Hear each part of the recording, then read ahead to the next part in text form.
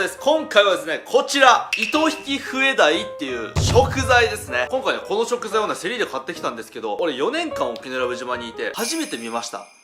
島に糸引き笛鯛っておるんやみたいな。動画でしか見たことなかったから、ちょっと感動しちゃって、で、競りバーとかで見てたんですけど、ほんまに4年間上がってないから、誰も知らないから誰も買わなくて、売れ残ってたんで、僕が買ってきました。で、この魚はですね、シガテラ中毒のね、事例があるんですよ。なんでね、めちゃくちゃ美味しいらしいんだけど、シガテラになる可能性がある。まあね、シガテラって結構強力な毒で、シガテラになると大体ね、1ヶ月とか体調悪くなるんで、当たりたくないんですけど、食べます。はい、ということで早速観察していきましょう。はい、こちらが全体像ですね。もうシガテラ当たるとか関係ない。こいつ見たら美味しそうや。食の探求心には勝てないんだ。顔から見てわかる美味しい魚なんよ。糸引き笛鯛の特徴はですね、なんといってもですね、この背びれのこの細長い背びれが特徴ですね。まあ、こんぐらいでかいやつはね、そんな糸引きって感じじゃないんですけど、ちっちゃいやつはね、本当にね、すっごい綺麗なね、細長いヒレがね、特徴的なんですよ。そして全体にかけて黒い斑点があるんですね。ちなみにね、どうしてもシガテラに当たる可能性がある魚を食べたいっていう状況がね、もしかしたら皆さんにもあるかもしれないじゃん。沖縄の方とかでさ、釣りしててさ、もうなんか思い出に残るような魚が釣れたけど、こいつシガテラ当たる可能性あって食えんのかクソ。そういう場合どうしたらいいんだというところなんですけども、シガテラはですね、毒が回るのがめっちゃ早いんですよ。2時間から8時間ぐらいで症状が出るって言われてるんで、少量食べて腹壊したらそいつはもう食えない。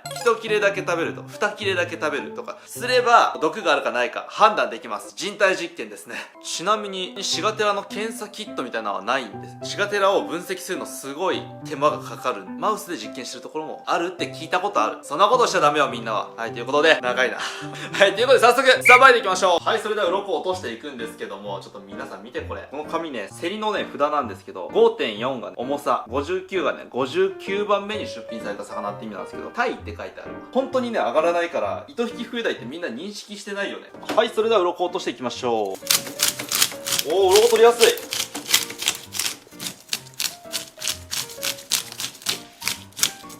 わ、この魚めっちゃ鱗取り楽しいわ。うわ、他の魚もこんな楽やったらええのにめっちゃ楽やん。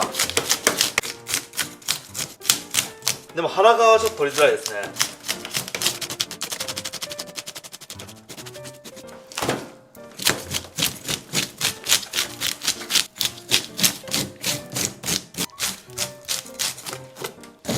この魚、鱗は白いんですね。鱗を落とした後も身の色が全く変わってない。じゃあ頭を落としていきましょうか。めちゃくちゃ頭でかいよね。普通の包丁と比べたらわかるね。めっちゃ大きい。ぶどまり悪すぎる。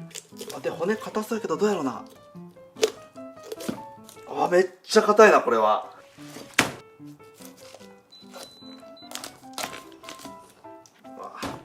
これはちょっと硬すぎるんでねじります。硬いな。ねじっても切れないな。相当硬いぞこれ。それでも切れない時はパワープレイです。よいしょ。オッケー。でか頭ですね。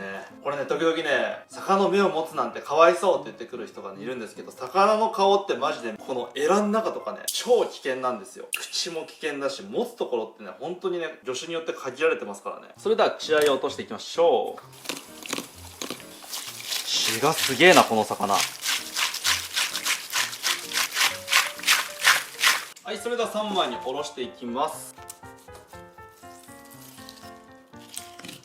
意外と水っぽいな。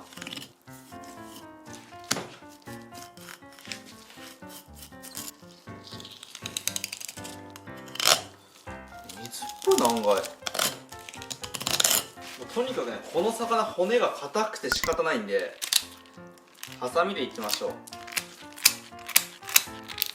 いしょ。これみんなわかるかな。ここ背中にね脂が乗ってるんですけど、脂がオレンジ色なんですよ。ほらこっち側もこれ傷んでるわけじゃないですよ。鮮度いいのにオレンジ色なんですよ。で、反対側どうせおろしても食べきれないんで、一旦この状態で、ね、熟成しておこうと思います。尻尾は落とす。よし、オッケー。魚の身はですね、空気に触れるとすぐに味が劣化してしまうんで、こういう骨と皮がついた状態でね保存しま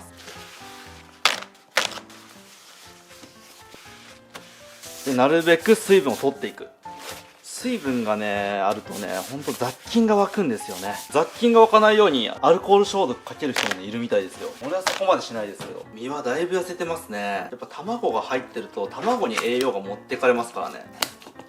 卵ない状態だったらとんでもない味になってそうだな。よし、そしたらここ血合い骨を落としていきましょう。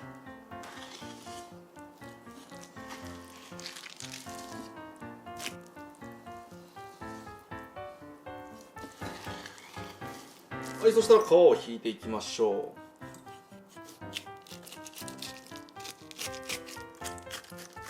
う。滑る。おー、なんかちょっとだいぶ血が回ってる魚ですね。これ血抜きしてないんじゃないかな。真っ赤で、今日はですね、唐揚げと漬け丼が食べたいということで、唐揚げと漬け丼を作っていきます。一応一切れ刺身で食べてみますか。これね、絶対この血の部分はね臭そうなんで、ここら辺でちょっと食べてみましょうか。一旦味見です。無味でいきます。まあ普通に美味しいわ。油とかは全然乗ってないけど味がめっちゃある。美味しい。はい、そしたらあらかじめ用意しといたみりんと料理酒のアルコールを飛ばしたもの、それにこちら醤油を混ぜていきます。味見してみましょう。薄いな。もう一回味見してみましょう。あ、抜群だ。で、今日はわさびをぶち込んでいきます。辛いのが食べたいんでね、こんぐらいでいいでしょう。はい、そしたらね、漬けにしていくんで切っていきましょうか。で、普通ねこの皮目とか取らないんですけど、こんだけ血が回ってたらおそらく血生臭いでしょうから取ります。もう俺もいろんなもの食べてるけど、別にまずいもの食べたいわけじゃないからね、美味しくする努力はします。オッケーオッケー。で、これちょっとでかすぎるんで、まず半分に切って漬けのサイズに切っていきましょ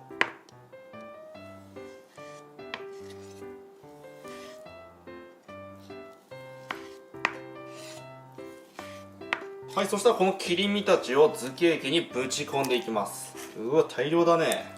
うわ、うまそう。ちょっと食ってみようかな、これ。ちょっと俺めっちゃ腹減ってんだよ今。うまっ。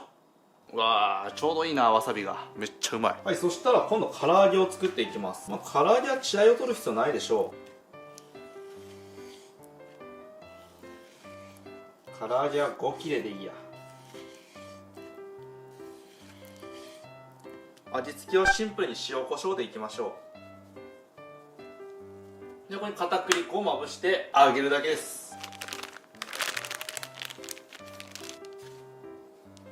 よし、 OK。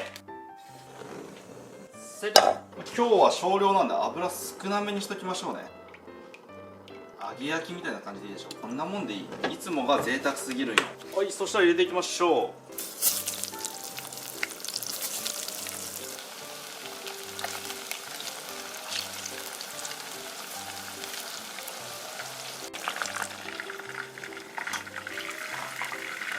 そしたら漬け丼を作っていきます。楽しみや。うわ、うまそう。こんぐらいでいいんじゃないかな。もうちょい食えるかな。いや、こんぐらい食えそう。ちょっと待って、丼がでかすぎた事件。なんぼでもご飯が入る。はい、そしたらね、米にかけていきます。もうね、こんなんね、自分で食べるんやったらね、もう並べる必要もないから。せっかく作ったんやから全部乗せよう。絶対美味しいじゃん。うわ、うまそう。うわ、これは絶対に美味しいわ。塩分多すぎかな。まあいいやろ、今日ぐらい。まあ、あとね、外せないのは海苔ですよ。あー、もう優勝だ。完成です。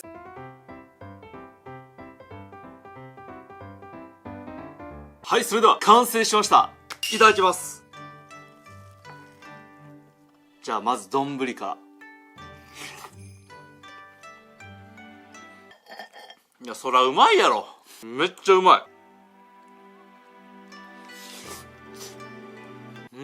まあ、この魚ね、感動するほどうまいかって言ったら別にそうでもないですけど、かなりポテンシャルの高い魚ですね。血抜きもされてなさそうな状態で、しかも卵持ってたんでね、かなり痩せてたんですけど、すごく味がいい。魚自体の味が良くて、食感もね、水っぽいまではいかないぐらいの柔らかさですごい食べやすいですね。で、これがね、もしね、ちゃんと血抜きされた状態で脂が乗ってる状態だったらとんでもなくうまいはず。これはね、かなりいい魚。そしたら唐揚げもね、いってみましょうか。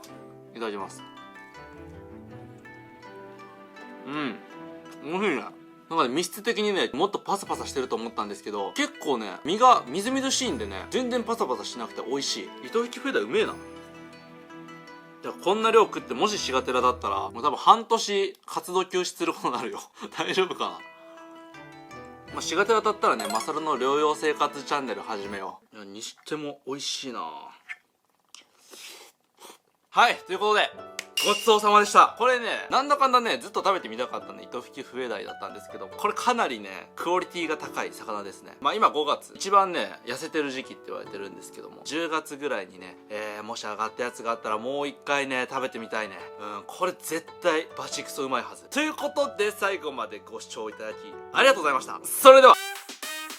腹減ったな。そういえばやばい漁師にもらったやつ美味しいのかな。うまっ。美味しい。